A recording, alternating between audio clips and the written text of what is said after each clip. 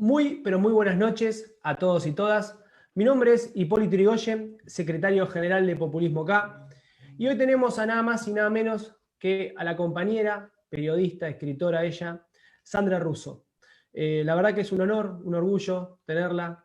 Escritora de la revista Humor, ella, escritora de Página 12, panelista de 678 y actualmente está trabajando en un sector de la mujer dentro de la provincia de Buenos Aires, que si mal no recuerdo es el Ministerio Público de la provincia, los cuales tuvieron algún problema para poder instaurarlo, armarlo. Después les vamos a preguntar a Sandra con respecto.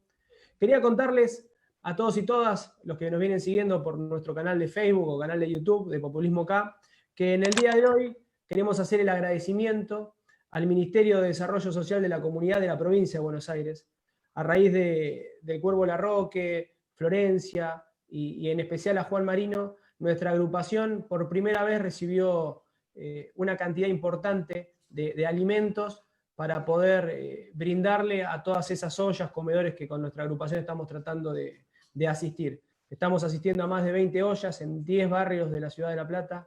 La verdad que es un trabajo enorme que se ha puesto el hombro toda la agrupación y no queríamos dejar de agradecer y reconocer ese enorme trabajo. Me acompañan en el día de hoy Javier Martínez, Santiago Fachal, Dino Panichelli. Le mando un abrazo grande a Santiago Libruyud, quien es el de la idea original y productor del programa. Y por último a Carlitos Machi, que es el que edita todas las conversaciones después de estas charlas y las sacamos al aire.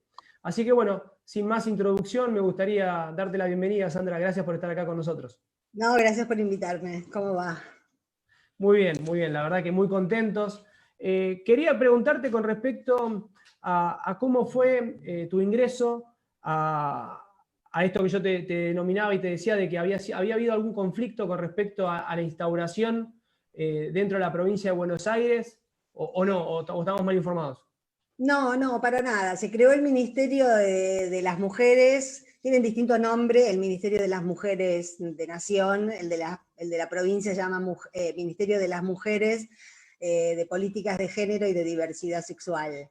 No, el único problema que por ahí, con lo único que yo lo puedo asociar es que cuando se conoció públicamente que yo iba a ser consultora, una de las consultoras políticas de la ministra Estela Díaz, por supuesto salió en todas las tapas de los diarios que una ex 678 iba a ser asesora de Kicillof, o sea, con esas sinopsis tan malintencionadas de los medios hegemónicos que no se sabía exactamente cuál era la noticia. Si la noticia era que estaba mal que yo tuviera un trabajo, como me pasó durante los 4 años del macrismo, pero bueno, era un palo contra Axel más que contra mí en este momento.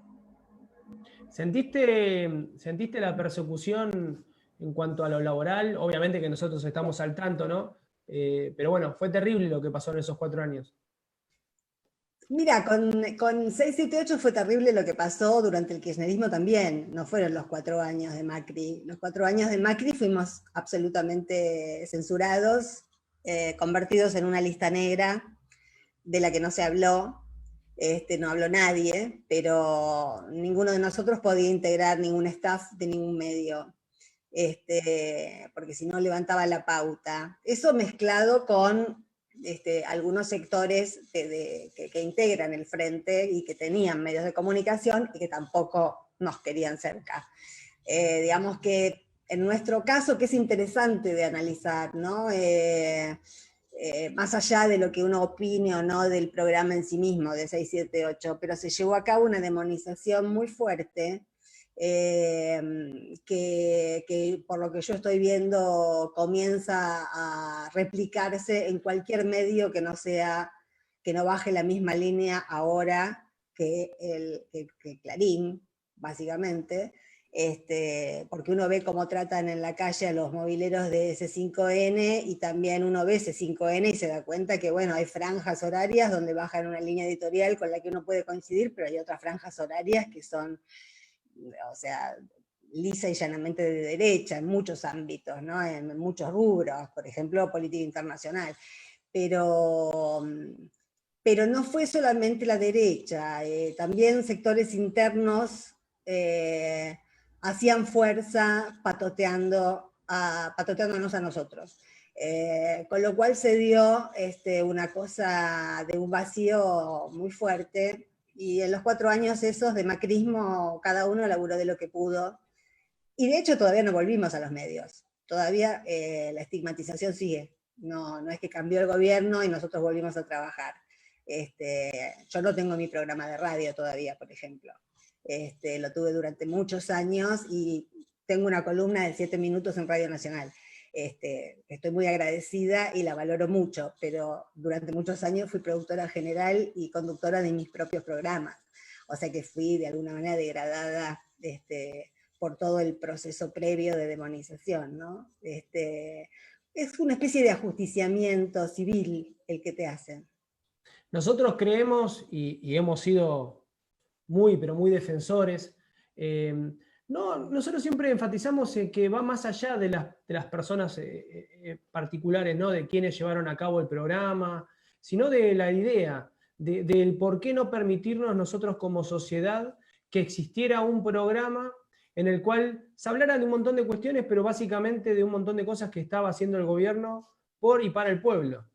Tenemos todo el tiempo y tenemos 24 horas al día en todos los medios hegemónicos de comunicación, justamente mostrando la contraparte y en la mayoría de las veces deformándola, inclusive porque no es que cuentan la verdad, sino que te cuentan la verdad de ellos, ¿no?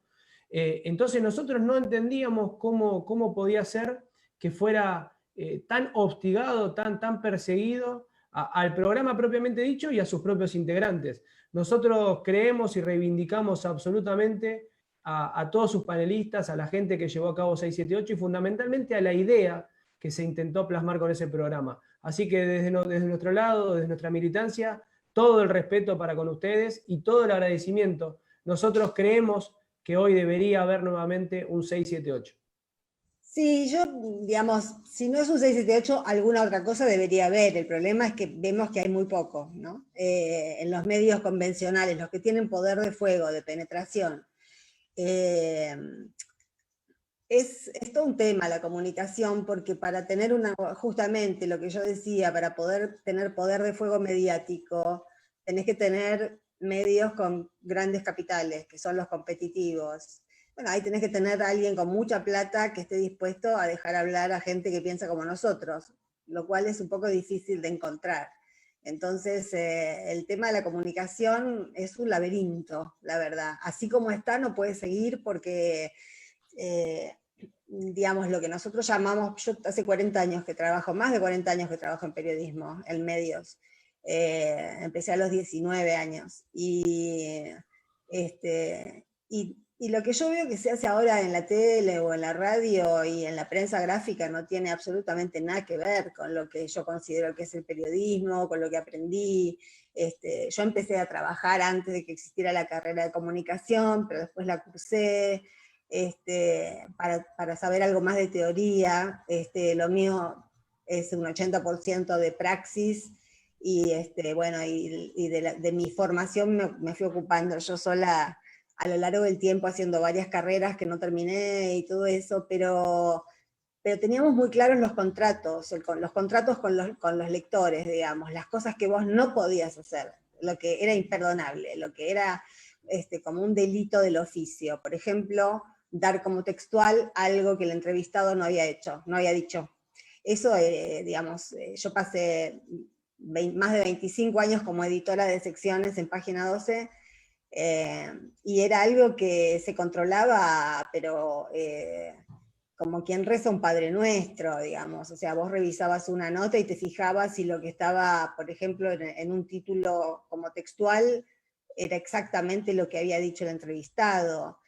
Y lees Clarín hoy y es muy difícil encontrar un título textual que coincida con lo que dijo el entrevistado.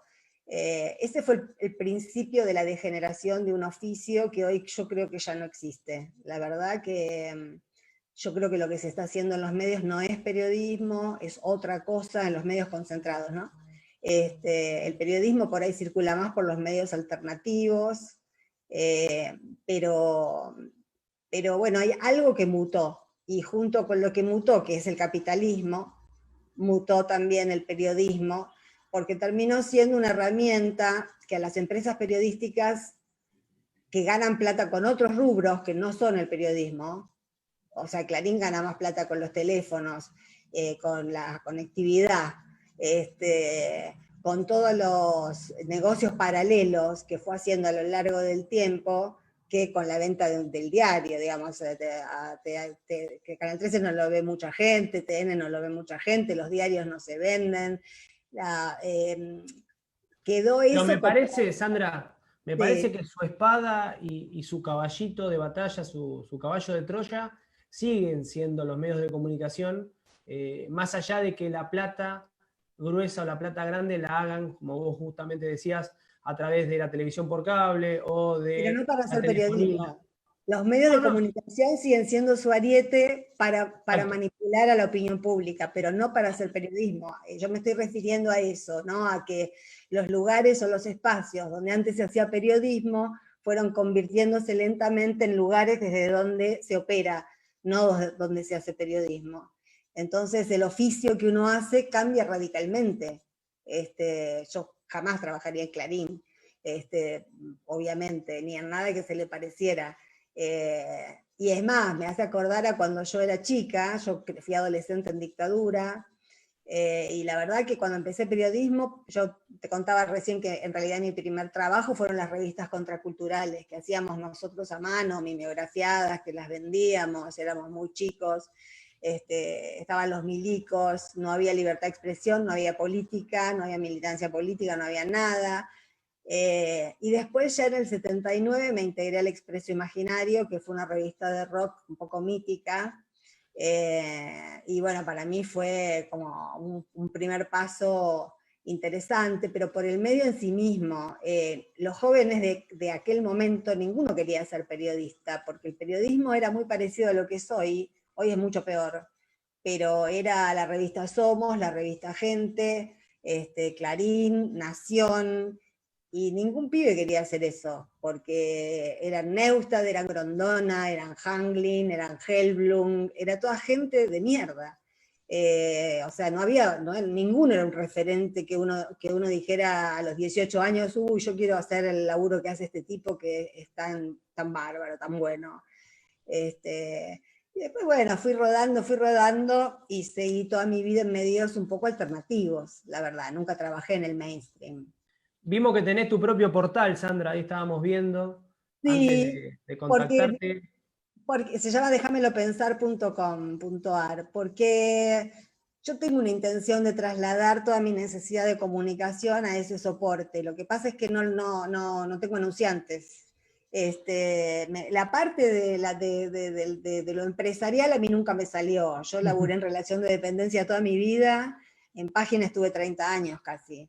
Y después siguieron los 7 años de 678 que eran contratos anuales, pero nunca me ocupé de juntar pautas yo para nada, en ninguna circunstancia. Entonces, bueno, me cuesta hacer esos contactos y esos que ladran son mis perros.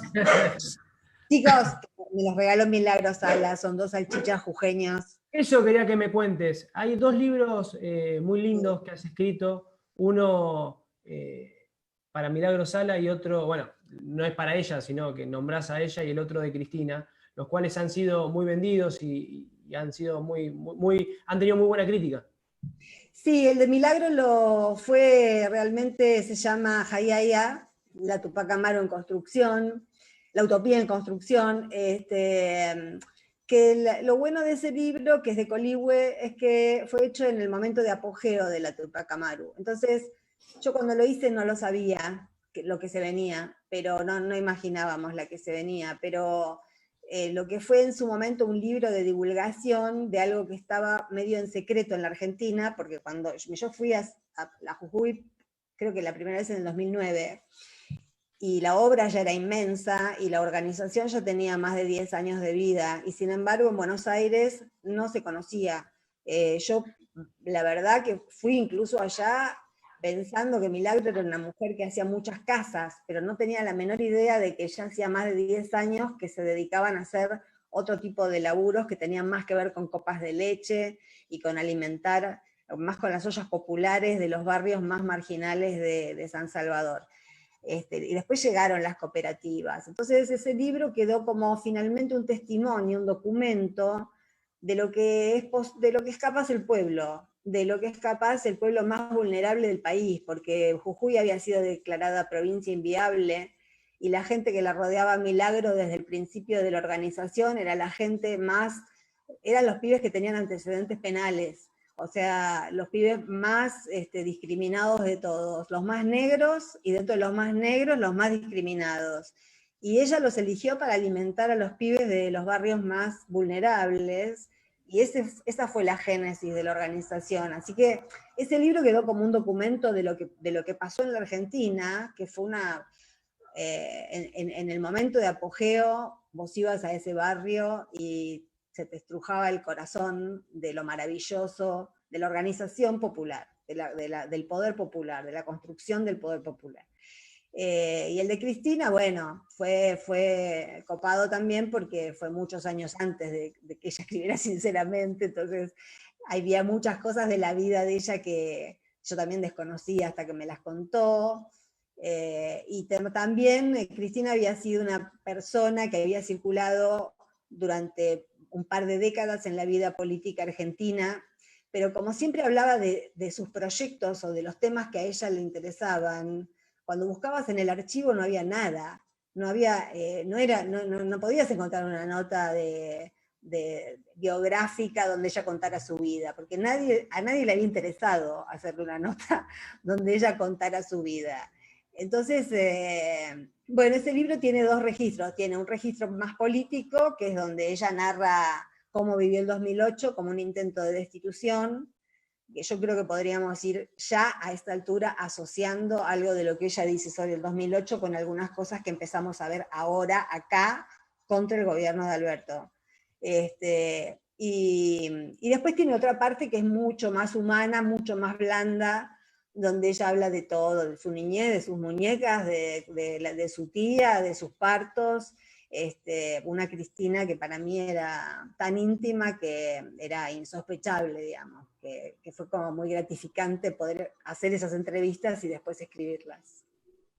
Bueno, Sandra, te cuento, nosotros teníamos tres ejes, tres ítems para tocar con vos en esta charla de unos 55 minutos, una hora más o menos aproximadamente, en donde queríamos tocar reforma judicial, todo lo que es referido a ley de medios, lo cual ya empezamos a hablar, y después todo lo que es cuestión de género, que bueno, como sos tan buena hablando, vos cada vez que tocas alguno de los temas, casi que pasás por todos lados. Queremos aprovechar para mandarle un fuerte saludo a Milagro Sala, estuvo con nosotros el día jueves, la verdad que es un placer, también un honor haberla escuchado. Volvemos a pedir por su libertad, por su total libertad. Sigue siendo ella una presa política y necesitamos que eso se resuelva a la brevedad. A la brevedad. Exacto. Con respecto a las cuestiones de género, ya que tocaste en tus dos libros por ahí más importantes o más trascendentes a dos mujeres importantes ella, ¿cómo ves esta cuestión de los avances y retrocesos en cuestiones de género que se están dando hoy día, los cuales nosotros, desde la deconstrucción que tratamos de hacer todos, lo vemos como un avance para ustedes? Mira, el otro día veí un video de la Nata burlándose de que en el Ministerio de la Provincia, de las Mujeres de Provincia, hay una dirección de nuevas masculinidades. Y la verdad que se está haciendo un trabajo fantástico con los varones, tanto con los varones que han llegado a la violencia, como con varones que no han llegado a la violencia pero no quieren hacerlo, o con varones que perciben que tienen una sensibilidad distinta a la que admite la cultura.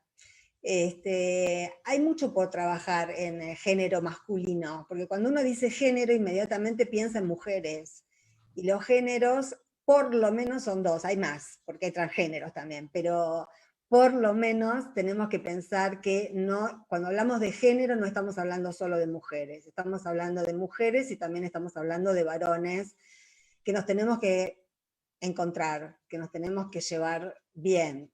El mes que viene sale mi próximo libro que tiene que ver con esto y que se llama La reinvención del amor y que tiene que ver justamente con que en este momento en el que arrecian los discursos de odio, los que no estamos enganchados con el odio, estamos como un poco obligados a pensar de nuevo en de qué hablamos cuando hablamos de amor, digamos, que es una frase, bueno, es de Carver, es muy utilizada, pero que tiene que ver con que como sociedad, como cultura, hemos como metabolizado el amor como un producto del marketing, como un producto de la góndola.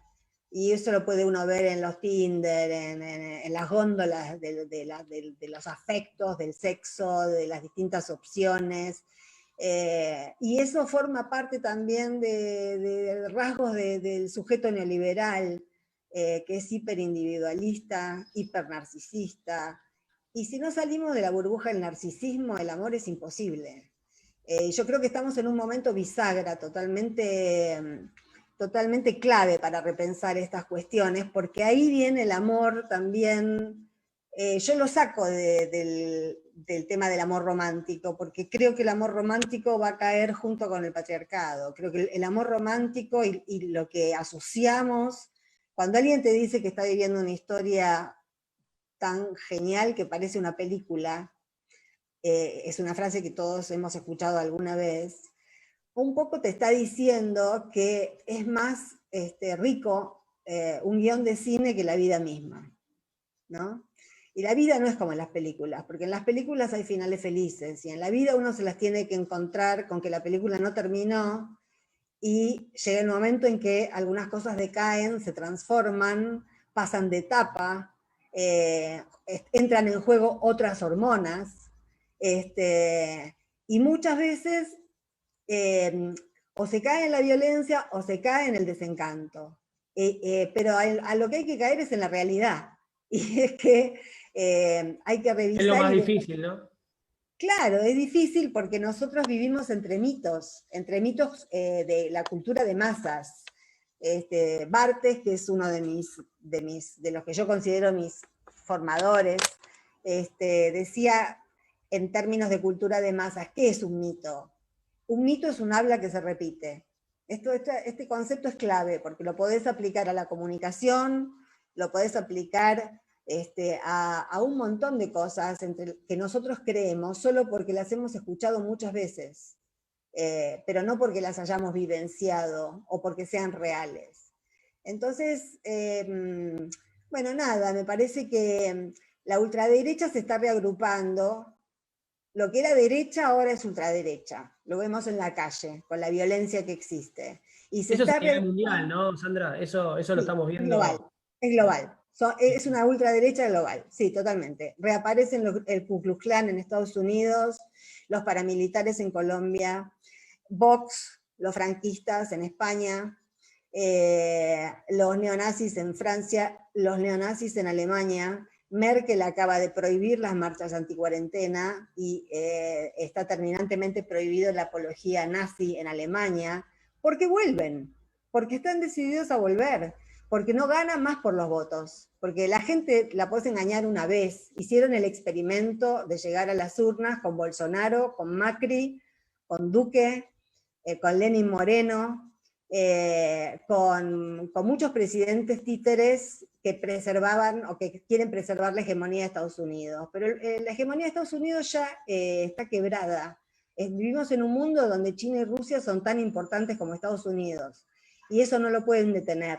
Por eso las reacciones son un poco enloquecidas, porque la reacción de Estados Unidos es enloquecida. Así que no me acuerdo Quiero de dónde había aprovecharte, arrancado. Sandra, quiero aprovecharte y me voy a ir un poco de los temas, pero me interesaría escuchar tu opinión, ya que sé que te gusta y conoces de geopolítica.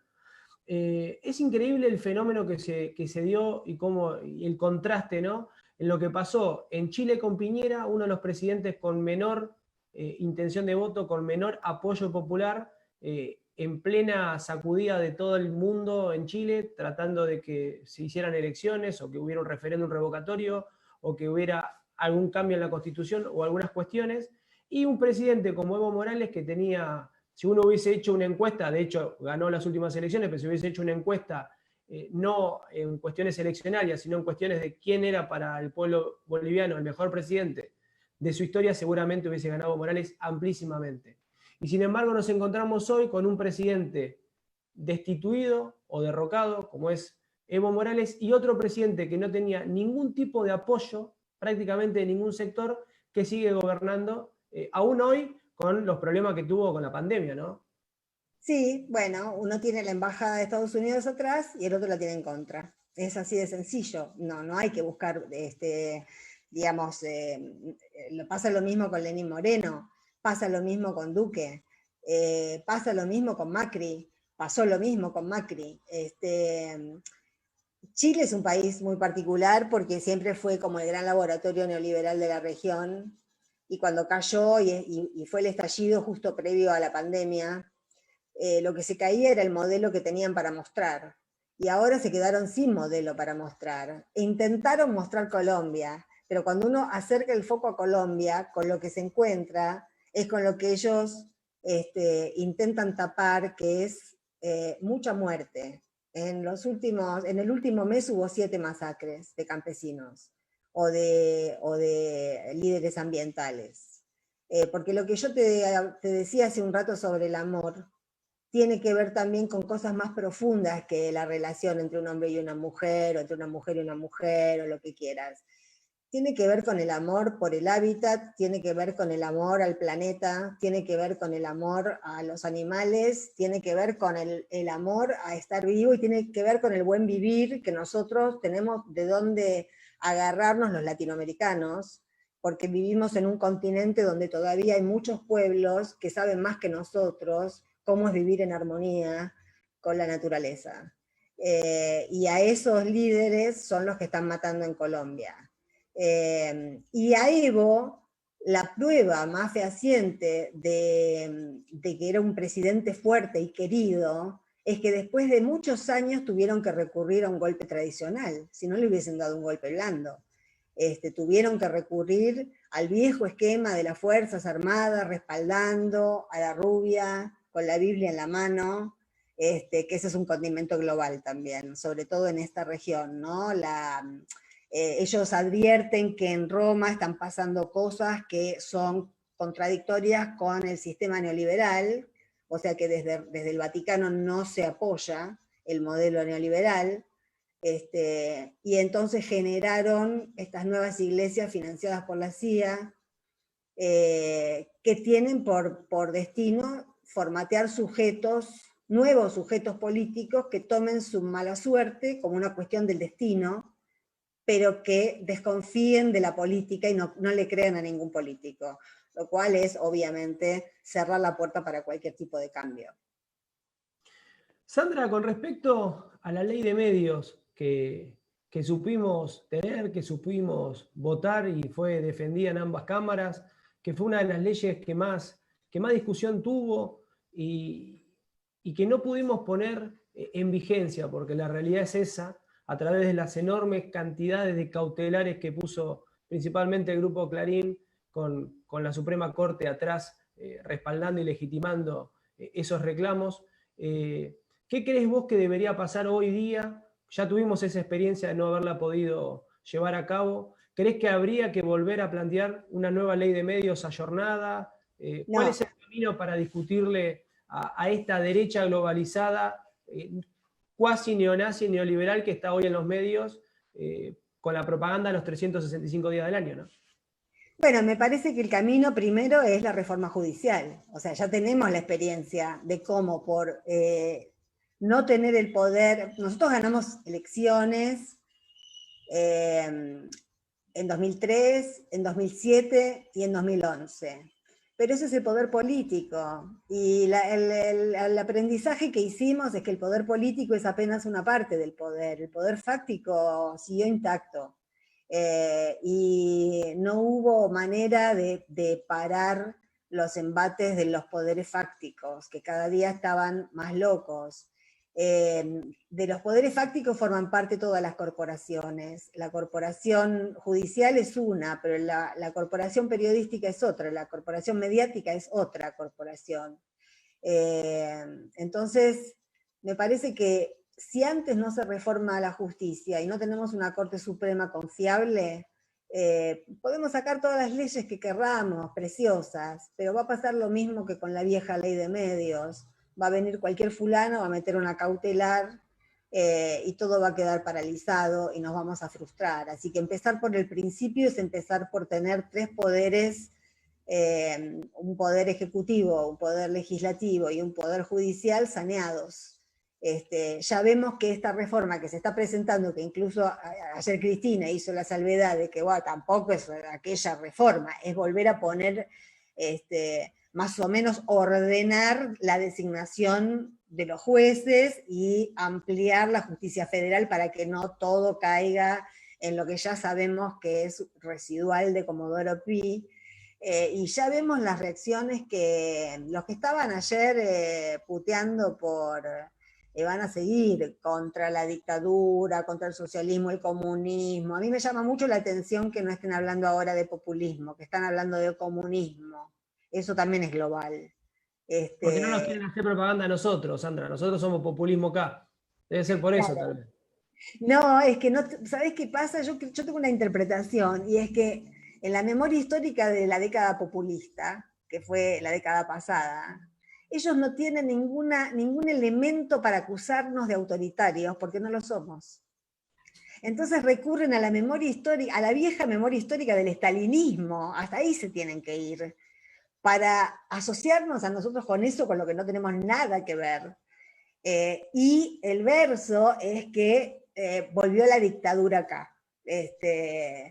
Entonces, son todas, digamos, nada resiste ningún análisis. Lo que pasa es que un mito repetido, un habla que se repite muchas veces, vos te encontrás. Primero a uno le puede llamar un poco la atención por qué en tantos programas de paneles y de estos canales intermedios, América, Canal 9, los canales de cable, llevan tanto a Milei, a Expert, y pasan tantas horas en pantalla. Bueno, después ves las marchas, el que amenazó de muerte a Cristina y dio las direcciones y los teléfonos de todos los senadores ayer, es un militante de Expert. Esa gente es peligrosa. Y con esa gente se llenan horas y horas de pantalla porque combinan con el formato televisivo. La televisión necesita de esos personajes. Antes era Guido Zuller diciendo que le gustaba que la madre le haga papas al horno. O sea, pasamos 10 años escuchando esas estupideces, pero eran nada más que estupideces. Ahora estamos escuchando en el mismo nivel, en el mismo plano de panelista que te viene gratis y te da rating porque dice barbaridades, a fachos que llaman a la violencia y que llaman directamente a eliminar opositores. Yo creo que contra este tipo hay que tomar medidas penales porque hay cosas que no se puede permitir, y si no somos todos hippies, digamos, y yo no soy hippie, digamos, me parece que hay que tomar medidas, no se puede amenazar de muerte a una vicepresidenta, digamos, alguna sanción penal tiene que haber. Sí, coincidimos, ¿no? Coincidimos. Me parece que es mucho más que un exceso. Es mucho más que un exceso. Es una incitación.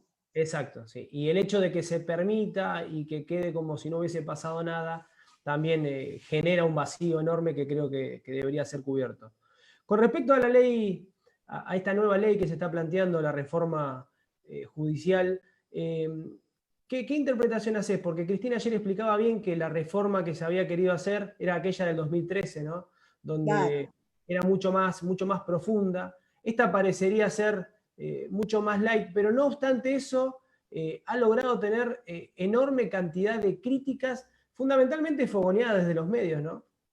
Claro, es una reforma más light que empieza, digamos, por lo mínimo que se le puede pedir al Poder Judicial, y es deshacer la mesa judicial que armó Macri, para meter presos opositores, para espiar a opositores, a su familia o a quien se le diera la gana, para usar a los servicios de inteligencia en la televisión, para arruinar trayectorias, para demonizar gente. Y todos esos jueces que puso él, que son un montón, fueron puestos a dedo, como fueron puestos también a dedo los jueces de la Corte Suprema, los que quiso sacar por decreto y después salieron por un Congreso que ya estaba minado de gente que no daba la talla, digamos, algunos que habían sido nuestros, pero nunca dieron la talla. Ahora, estamos en un límite, porque eso que es tan tímido, tan pequeño, es un cambio bastante, digamos, inicial, es lo mínimo que uno puede pedir, que Stornelli no siga siendo fiscal, o sea, lo mínimo, que a Macri, que Macri no elija quién lo va a juzgar, que se hagan los sorteos de verdad, no con la mano. Cosas mínimas están provocando reacciones porque hay gente que ha delinquido durante 4 años sin parar. O sea, lo que Semana de nosotros... Bonadío, ¿no? Yo lo había escuchado a Paenza hacer un cálculo matemático y explicar qué porcentaje de posibilidades reales existía de que todas las causas de Cristina le tocaran a Bonadío, ¿no? Que eso no vuelva a suceder, que no se Claro, vigile la justicia a dedo. claro, y además vos fijate que digamos que la cláusula que indica que las causas que ya están en curso no cambian de juez, es decir, que a Cristina la va a seguir juzgando el que le está juzgando por esa causa absurda de los cuadernos que eran fotocopias, que el chofer, digamos, tenemos pruebas tan fehacientes de que han cometido un delito de espionaje nunca visto en la historia argentina, que han usado los servicios de inteligencia contra un enemigo interno que era la oposición política. De eso hay pruebas, pero eso no quieren que se investigue. Lo que quieren que se investigue es la causa de los cuadernos, que es una estupidez. Entonces, nada de eso tiene sentido. Lo que no quieren es que Cristina sea vicepresidenta, y no quieren que Alberto sea presidente, y no quieren que haya peronismo. O sea, nos quieren mandar de vuelta a todos en un cohete a la luna. Sandra, Eh, hablaste hace un rato de que vos escribiendo el libro e interpretando esas palabras que Cristina te decía con respecto al 2008, que vos empezabas a sentir o a vivenciar algunas cuestiones parecidas con aquello que supiste escribir en ese momento.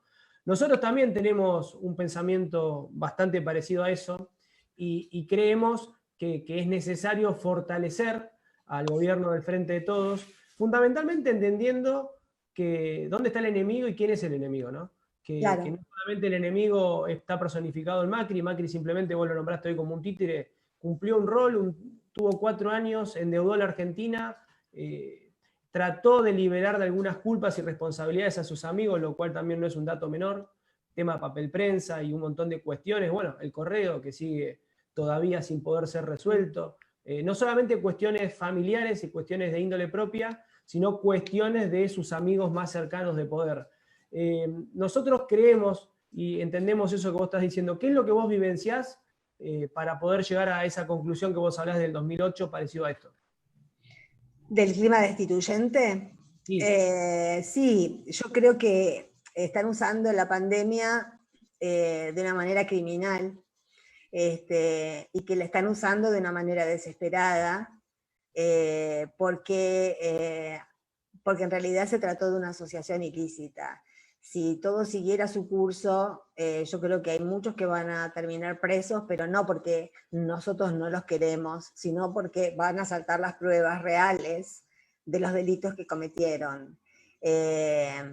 Entonces, eh, es, yo creo que están en una operación, ya empezaron a hablar de saqueos, empezaron a hablar de que la situación social se va a poner, si lo dice Viviana Canosa es porque alguien se lo dijo que lo diga, digamos, uno se da cuenta de que es una operación porque a Viviana Canosa no le entran, digamos, las letras en el cerebro, entonces todo lo que dice es porque alguien le dice cuál es la línea que tiene que bajar, eso es Está evidente. guionado. Obviamente, eso es un guión, que siempre está en consonancia con lo que va a decir la Nata, con lo que dice Majul, con lo que dice Longobardi, con lo que dice Morales Solá, con lo que dice Pañi, con lo que dicen los de siempre. Entonces, ellos están salvando su propio pellejo, porque todos metieron la mano en la lata, todos cobraron por demonizar gente y por mentir. Fue gente presa y sigue habiendo gente presa por las mentiras que publicaron ellos. Laura Alonso, en la Oficina Anticorrupción, 4 años, incumplimiento de funcionario público, es lo menos que le puede caber a esa mujer si continúa este proceso democrático. Ellos asumieron con la certeza de que podían actuar ilimitadamente porque creyeron que nunca iban a abandonar el poder. Y algo pasó que no pudieron, pero ahora están más sucios que una papa. Entonces, creo que llamar o tratar de, no sé si lo van a lograr, digamos, la gente no es, vos fíjate la gente que fue a la calle, qué sé yo, hay un sector, pero es un sector minoritario, la pelea está por la gente que tiene dos dedos de frente, y que por ahí no le puede no gustarle el peronismo, pero en este momento, por ejemplo, no dice que el virus no existe. O sea, entre tomar dióxido de cloro en televisión y ser peronista hay un trecho largo, digamos, en el medio hay un montón de posiciones, y nosotros deberíamos tener más espacios también para poder hablarle a esa gente, pero no existen esos espacios. Es verdad. Aprovecho a raíz de esto que vos hablabas y mencionabas de la pandemia y demás, a felicitar de alguna manera al Ministerio de Educación, que no aceptó y no permitió, digamos, que Horacio Rodríguez Larreta permitiera que unos 6.000 chicos pobres volvieran a las escuelas por una cuestión de conectividad. Desde el gobierno y desde nuestro espacio creemos que la solución está en brindarles los medios a esos chicos, brindarles esas netbooks que también fueron absolutamente denostadas, que nos decían a nosotros en todos los medios de comunicación que qué era lo que iban a hacer esos niños con esas computadoras, si a lo sumo iban a jugar, como si el jugar era un pecado o era algo atroz, ¿no? La verdad que es increíble que la misma línea de gobierno que tuvimos a nivel nacional se siga hoy por hoy mostrando a nivel de Capital Federal, ¿no? Sí, y de paso resaltar también que la organización popular sigue sirviendo, porque yo no sé si se hubiese llegado a esa decisión si la Garganta Poderosa no saltaba con un comunicado durísimo y denunciaba la situación de esos 6.000 pibes que no tienen conectividad. O sea, el que primero pegó el grito en el cielo fue Nacho Levy. Un fenómeno, Nacho. La verdad que un Sí, fenómeno, un tipazo. sí, sí. Te quería consultar con respecto, bueno, hoy hablamos del empoderamiento de la mujer, de este nuevo rol, hablaste bastante del amor y me gusta esa parte de cómo tocas y cómo crees e interpretás que deberían nosotros adaptarnos a los tiempos que corren, ¿no? Esta velocidad, esta vorágine, esto que nos ha inmerso el capitalismo de lo frío, de lo monetario, del capital, y que no podemos por ahí llegar al contacto que existía muchos años atrás. Sin ningún lugar a duda, la violencia de género ha existido siempre, no es algo nuevo, pero me parece que en estos últimos tiempos, más allá de la visibilización, se ha desmadrado. ¿Qué opinión te merece con respecto a las marchas que han logrado poder hacer tanto de Ni Una Menos o las de la marcha del 8 de marzo de las mujeres y demás? Mira, el feminismo existe hace mucho tiempo, pero lo que es novedoso, y bueno, Ni Una Menos tuvo mucho que ver con eso, es que en todo el mundo, porque lo curioso de esta época, lo atractivo también, es que uno puede hacer lecturas globales de muchos temas superpuestos, ¿no? Lo novedoso son los feminismos populares. El feminismo académico ya existe desde hace 2 siglos y en los últimos 50 años tuvo muchísimo desarrollo, pero eso no es peligroso, porque eso no cambia el rumbo de la historia. La conciencia que tomaron las mujeres de la clase trabajadora, las mujeres originarias, las mujeres afrodescendientes, las mujeres campesinas, las mujeres, las cholas, vos ves las agrupaciones feministas de Bolivia, yo sigo una que es el feminismo antipatriarcal boliviano, que son un fenómeno, son tanques de pensamiento. Entonces, eso cambió radicalmente el panorama, porque ya no es que hay tres politólogas o psicoanalistas que hablan en nombre de otras mujeres, y entonces las entrevistan en la televisión o sacan un libro y después hacen un vernizaje y comen canapés. El problema para la derecha es que los feminismos populares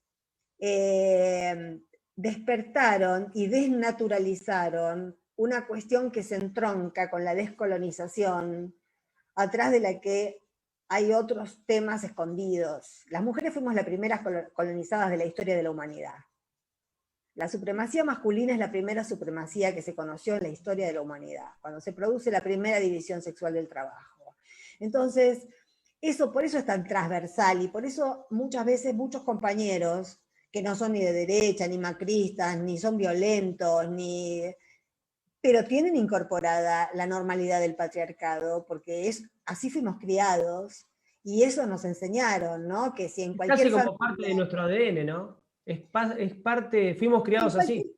En muchas familias de militantes hay también, por suerte cada vez menos, pero sigue habiendo muchas familias, no sé de militantes, pero de gente con conciencia, con mucha conciencia, que se da cuenta de muchas cosas, y la nena ayuda a la madre a lavar los platos y el pibe se queda mirando la tele con el padre, digamos. O sea, son costumbres adquiridas. Este tema de que, no, que bueno, si pasa una piba con minifalda o con escote porque quiso, ella no es la que está provocando algo. Eso está muy arraigado incluso en la justicia, en el Poder Judicial. Ha habido fallos aberrantes, como el de Lucía Pérez, diciendo que la piba tenía una vida sexual promiscua, como si eso tuviera algo que ver, o como si fuera un atenuante para que alguien la asesine. Las violaciones en manada son fenómenos también nuevos, de mucha reacción a los feminismos populares, ¿no? Porque yo creo que es de lo más disruptivo que ha ocurrido en los últimos años, y prendió prendió mucho en todo el mundo, porque muy rápidamente muchos grupos de mujeres distintas que no estaban interconectadas empezaron a ver que en lo que denunciaban las otras, ellas se sentían reflejadas. Y entonces también desaparece el relativismo cultural, que hace que, digamos, yo que soy una mujer blanca argentina, no tengo por qué ir a criticar cómo trata, por ejemplo, un lonco mapuche a su compañera, porque para eso hay feminismo mapuche. ¿Me explico? Y eso sucede en todos los lugares del mundo. Entonces, como cada grupo de mujeres ahora tiene su propia voz, hay algo que no se puede ocultar más. Y eso provoca una reacción muy fuerte en la ultraderecha, que cada vez se abroquela más atrás de la idea del alfa, ¿no? Del macho alfa, que vendría a ser un Trump o un Bolsonaro. A Macri no le da ni para alfa. Sandra, ¿qué opinas con respecto a la paridad de género en términos políticos? Si bien se intentó con la ley de cupos y demás avanzar en el tema, sabemos que hoy muchos cargos están dados para puestos menores. La otra vez hacía la diferenciación de cuántas mujeres intendentas había en la provincia de Buenos Aires, por ejemplo, como para sacar un número de verdaderamente ver cuántas son las mujeres que llegan a un lugar de poder ejecutivo, ¿no? Claro, bueno, pero eso tiene que ver también con el modo de hacer política, ¿viste? Que las mujeres lleguen a lugares, digamos, porque eso es una cosa que se va construyendo. Ahora, nosotros sabemos que hasta hace muy poco tiempo y todavía hay muchos sectores que siguen haciendo política después de ir a jugar al fútbol, en el asado, entre varones, en charlas de varones. No es lo mismo para una mujer con pareja y con hijos ir a una reunión política que termina a las 2 de la mañana que para un varón. Y así se van perdiendo lugares, se van perdiendo posibilidades. No ha terminado tampoco la estructura del padrinazgo. Yo estoy absolutamente de acuerdo con la paridad, pero me parece que también las mujeres tenemos que dejar de tener padrinos políticos. Digamos que los lugares se ganan por el propio mérito, no porque sos amiga o pariente de un tipo. Y todavía hay bastante de eso. Pero bueno, forma parte de lo que en una primera instancia uno llamaría discriminación positiva, es decir, en los lugares donde está muy postergado cierto sector y muy poco representado un sector que en realidad es mayoritario, porque las mujeres somos la mitad del electorado y de la población mundial, tener políticas proactivas para que, y de hecho ha sucedido, al principio cuando se implantó la ley de cupo, parecía que no había con quién llenarla y algún que otro esperpento apareció. Pero poco a poco fueron surgiendo cuadros jóvenes que están a la par de cuadros femeninos, que están a la par y hay cuadros trans también ahora, y muy buenos. Entonces, cuando vos abrís los espacios, bueno, aparecen las aspiraciones y poco a poco aparecen los cuadros, que son los que queremos que llenen esos lugares, no las amigas o los amigos de fulano de tal. Hoy nos hablabas de la pauta, bueno, sindicándolo en algo personal con respecto a tu portal y demás, pero también hablábamos de la pauta con la cual se criticaba 678 diciendo que el Estado ponía plata en un programa de esas características y demás. El tema de la pauta nosotros creemos que es un problema de no generar la discrecionalidad que debería generarse para que o justamente existan o mayor amplitud de medios o estuviera mucho más repartida. ¿Qué opinión te merece esto? ¿Qué visión tenés vos que tuviste esos años en 678 y fueron tan criticados por esta cuestión también? Y lo que pasa es que yo trabajaba para una productora, ¿viste? Yo nunca supe por cuánta plata firmaba, nunca vi ningún contrato, nunca gané mucho, nuestros sueldos eran módicos para el laburo que hacíamos. Eh, si alguien ganó guita con eso fue el productor del programa, pero yo no tenía nada que ver con él, era como el dueño de un diario o el dueño de un canal. No lo planteo como una crítica, Sandra, lo planteo yo como diciendo que justamente se estigmatizó y se hablaba del programa 678 cuando en realidad la pauta publicitaria que el Estado brinda, hoy vemos cómo termina en TN, cómo termina en Clarín, cómo termina en distintos programas y sin embargo no se dice absolutamente nada. Me refería a justamente Sí, a sí. eso que se había atacado puntual, cuando en realidad en muchos de los casos ni siquiera se sabía de cuánto era la pauta, ni se hablaba de ningún tipo de número, simplemente era una cuestión de pegarle al Sí. formato. Sí, además vos veías la tanda y era la propaganda de ANSES, la propaganda, bueno, son servicios que los podías ver en cualquier otra. Es un problema. ¿Quién financia? Yo te diría que son dos problemas que van bastante en paralelo. ¿Cómo se financia la política y cómo se financian los medios de comunicación? Este, ahí hay diferentes modelos y en algún momento se va a tener que discutir, porque cuando estemos llegando un poco más al hueso, yo creo que estamos pasando por un momento de mucha Bueno, emergencia. el PRO lo pudo hacer con los aportantes, ¿no?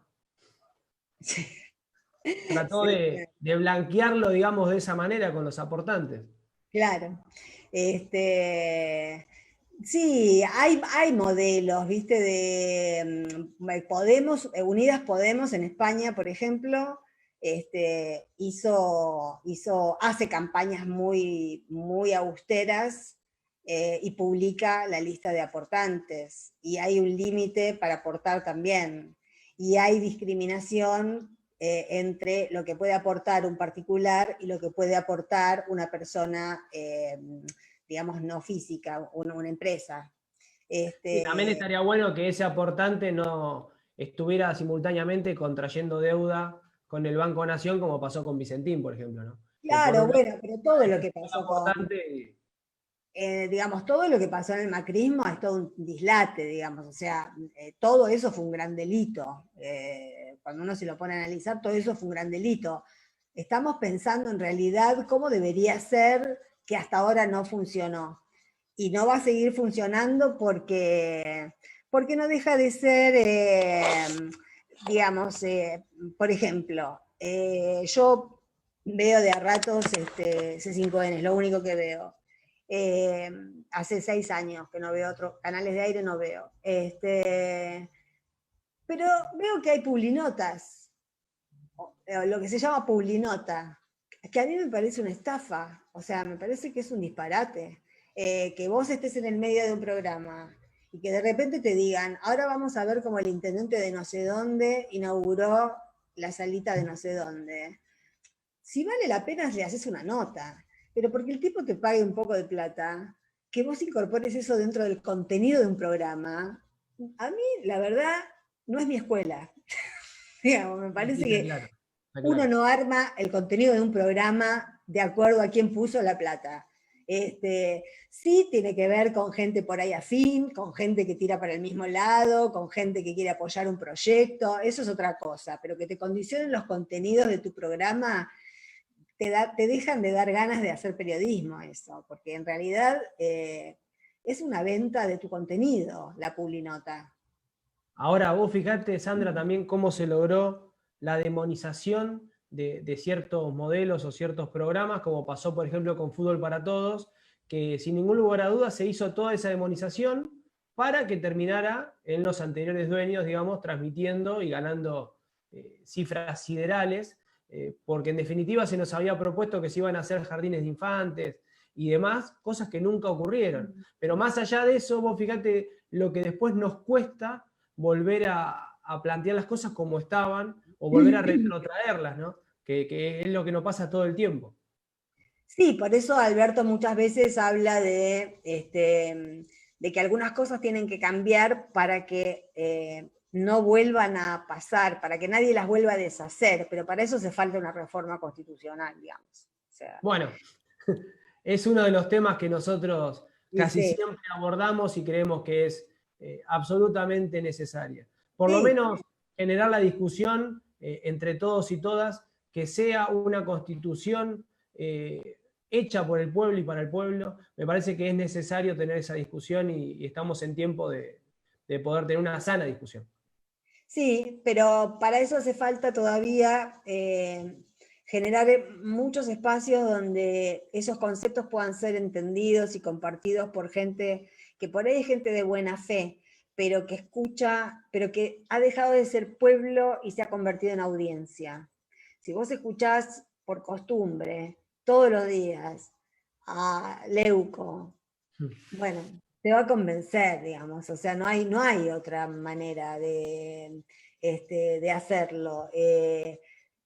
Tiene que, vos fíjate que, por ejemplo, el primer golpe blando que hubo, que fue a Celaya, este, que fue en el 2011, creo, fue porque inventaron que había un llamado a plebiscito para ver si se hacía una reforma constitucional.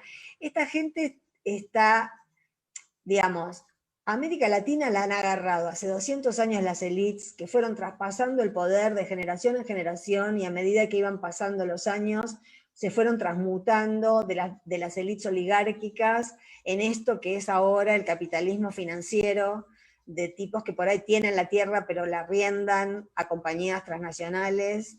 No lo van a soltar amablemente. No hay manera no hay lugar para la amabilidad. Ahora, tampoco la correlación de fuerzas da para, es muy complejo el tema. Y también a eso agregale, que me parece un punto que hay que pensar, y yo lo trato casi todos los días en algún posteo o en alguna nota que pueda hacer, que ganó un frente el año pasado. Y apenas te distraes 5 minutos, ya la gente empieza a ponerse un poco loca con el de al lado, no con el que tiene enfrente. Entonces me parece que hay que tener más conciencia de toda la fuerza que se necesita juntar en consensos básicos para que este país sea respirable, ¿no? Y no perder la noción de, qué sé yo, a mí Massa no me gusta, nunca lo hubiese votado, pero decidí votar a un frente que lo incluye. Entonces trato de empatizar, porque necesito empatizar, porque es una cuestión de supervivencia, empatizar con alguien con quien yo no concuerdo, porque no me gusta el estilo, porque no me gustan cosas que hizo, etc. Pero ahora estamos en una etapa donde hay que priorizar las empatías, ¿viste? O lo hacemos todos juntos o no se hace. O nos llevan puestos de nuevo, y mal. De esto salimos entre todos o no salimos, decía un viejo general, ¿no? Exactamente, exactamente. Bueno, Sandra, esto ha sido un placer para mí. Bueno, Me gracias. quedó algo en el tintero. Gracias por estar del otro lado. Sinceramente, bueno, agradecerte, ha sido un placer. Bueno, para mí también. Por suerte pude llegar y salió todo bien. Bueno, genial. Gracias. Muchísimas gracias. Los invitamos a todos y todas el próximo viernes. Vamos a estar nada más y nada menos que con Carlos Raimundi, representante argentino en la OEA. Y este miércoles vamos a estar con no el formato este, sino un formato parecido que ya arrancó el miércoles anterior, no el anterior, con Amado Vudú, Guillermo Robledo y Guillermo Guterman. Vamos a estar este miércoles en un conversatorio junto a compañeros de La Rioja, de Tucumán y de La Quiaca. Les mando un fuerte abrazo, un muy buen fin de semana. Abrazo para todos y todas. Chao.